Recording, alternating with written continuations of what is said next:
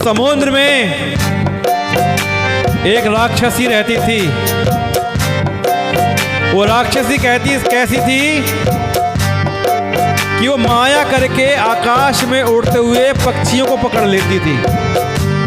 कैसे कि पक्षी तो ऊपर उड़ रहा है और पक्षी की छाया नीचे समुद्र में बन रही है, तो छाया पकड़ के पक्षी को खींच लिया करती थी और पक्षी का भक्षण कर लेती, पक्षी को खा जाया करती थी।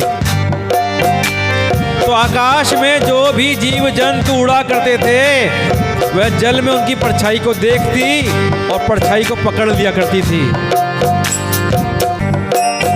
अब जल में किसी की भी परछाई देखकर वो जो राक्षसी थी परछाई को पकड़ लिया करती थी और परछाई से खींच लिया करती थी, जिससे वो उड़ नहीं पाते थे और जल में गिर पड़ते थे और वो खींच कर इस प्रकार सदा आकाश में उड़ने वाले जीवों को खाया करती थी।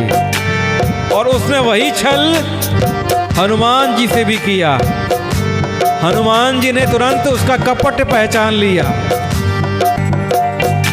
अब यही कपट उसने हनुमान जी के साथ में किया। हनुमान जी की उसने परछाई पकड़ ली और हनुमान जी ने उसका कपट पहचान लिया और परछाई पकड़ के वो हनुमान जी को खींचे जा रही है। हनुमान जी प्रसन्न है, खींच ले बेटा खींच ले। और जैसे ही हनुमान जी उस राक्षसी के पास पहुंचे, हनुमान जी ने एक मुष्टि का उस राक्षसी के मारी और एक मुष्टि का धड़ से मारी। 2 घूंसों में वो राक्षसी ढेर हो गई और राक्षसी मर गई। अरे भैया सोच समझ के पंगा लेती, पंगा भी ले रही है किससे? हमारे रामदूत पवन पुत्र हनुमान जी से।